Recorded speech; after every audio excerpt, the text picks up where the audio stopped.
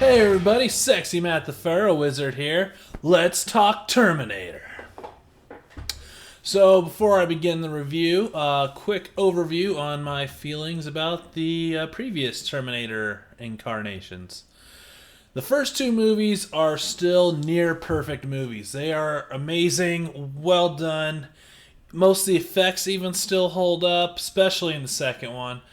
And they're just well done, great movies. I love the first two Terminator movies. And then we get Terminator 3 Rise of the Machines. This one feels like a cheap knockoff of a Terminator movie. I enjoy the amount of destruction that's made in it, and like Mr. Sunday Movies says, to enjoy it as kind of a parody of a Terminator movie, so I kind of see that. But the main problem is they crap on the entire point of the first two movies, where they hammer into your head, there's no fate but what we make. They're saying that all throughout the first two movies, especially the second one. And now they're like, well, actually, just kidding, the war is going to happen no matter what. When they're really saying, well, we want to make more of these movies. And we couldn't find a better way to do so.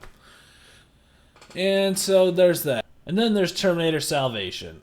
This one is a waste of time at best. At best. It's 2 hours to find out why John Connor has a scar. That's the only thing that's accomplished in this entire thing. It's just pointless. I don't care for it. I don't care for it. And then the Sarah Connor Chronicles, I actually very much enjoyed. I thought it was a cool story. It sucks that it ended on a cliffhanger and they didn't get a third season. But it's actually really, really well done. If you haven't seen the Sarah Connor Chronicles and you enjoy Terminator stuff, check it out. You should really check it out. So now we got Terminator Genisys, or Genisys, or Genisys, or whatever, because poor literacy is cool. I had high expectations for this movie. I thought we can finally get some new good Terminator stuff. So here's the good stuff.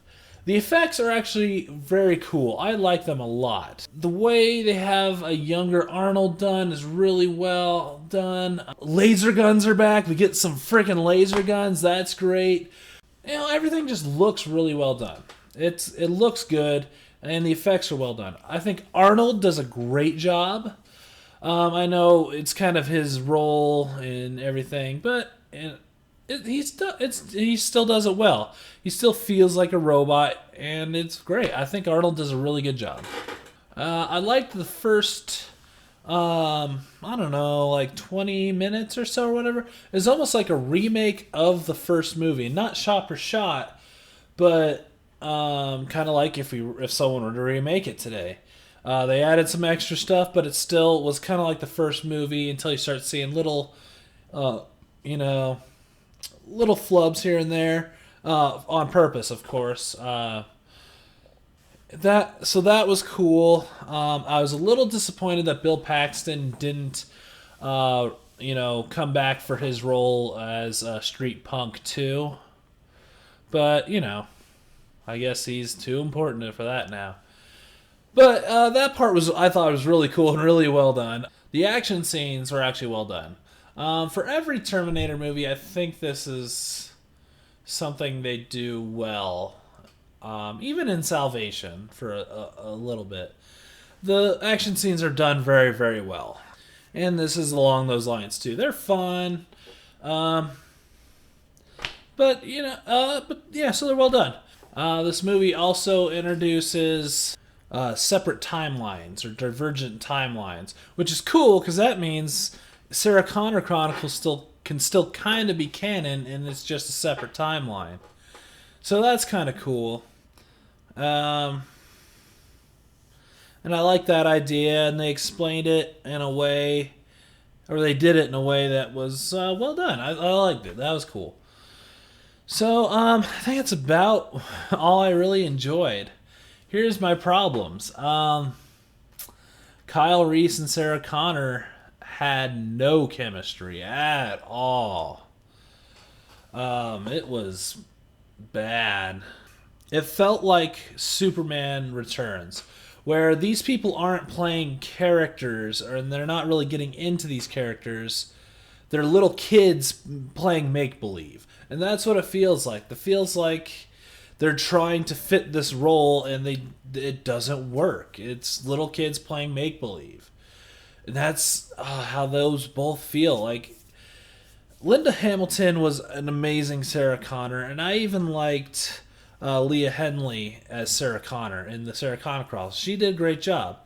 Khaleesi just wasn't good. Sarah, once she learned about the robot apocalypse, became this hardened.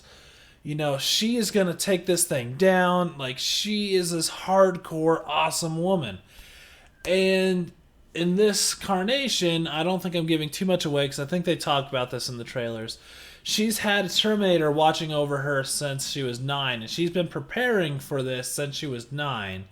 And now she's like a whiny teenager, it feels like. Instead of, you'd think she'd be like hard, like her character would be hard, but no, now she's like this, whiny little teenager with her robot buddy, and we're gonna, have adventures.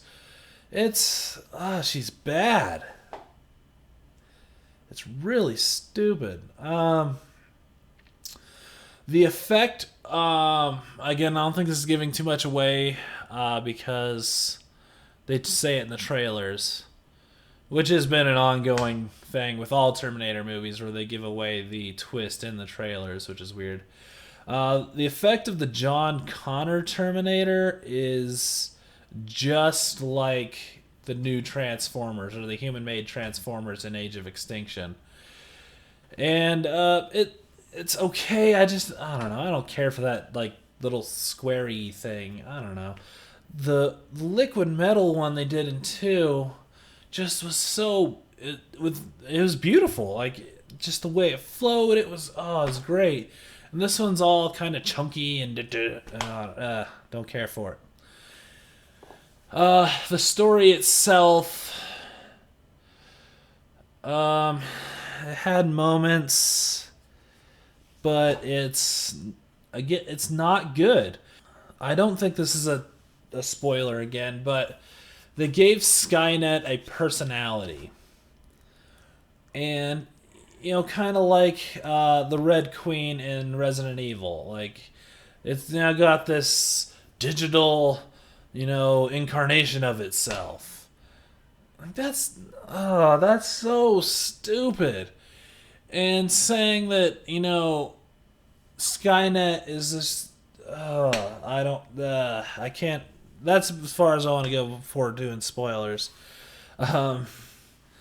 But yeah, what they do with Skynet is awful. There is a mid-credit scene, so stick around. But there is that. One thing I didn't like again was they ram jokes down your throat till they're not funny anymore. Remember in the second one, John tries to get the Terminator to smile, and it's awkward and weird, but you can kind of laugh at it, and it's gone. It's kind of a little tension breaker, and it's kind of nice. They do that joke 4 times. Yeah, I get it. Arnold can't smile. It's not funny. And then there's this kind of inside Hollywood joke that really came out when Arnold was the governor, that he always says, "Nice to see you." That was the worst accent ever, by the way. But he says, "Nice to see you." Yeah, so they hammer that joke into you as well. Multiple times. So funny. And that's what doesn't work. I don't think there was any comedy in the first one. It was taken very seriously and had a very high tension to it. The second one had moments of tension breakers. Not even comedic scenes, just something to kind of bring you back down so you can go back up and be tense again. And then the third one and this one just go overboard with it. And it is, it's stupid. Oh, it's stupid. All right, I'll do a quick spoilers one. I really don't have a lot that's spoilery. I hope not. I hope it didn't ruin it already for people. But spoilers. Stop now. Or click here. Click here. And I'll go to my wrap up. So, Skynet being one personality is stupid. The point of it is it took over every machine, and it's more of a hive mind. Now it's this one single entity. That's fucking stupid. That's so fucking stupid. And then they just built this movie around having more movies. Everything they did was to keep this franchise going. And it feels like that so much. Like, we can't just have a contained movie. We gotta spread it out. Just stupid. Like, that's all I can say about this movie. It's just stupid.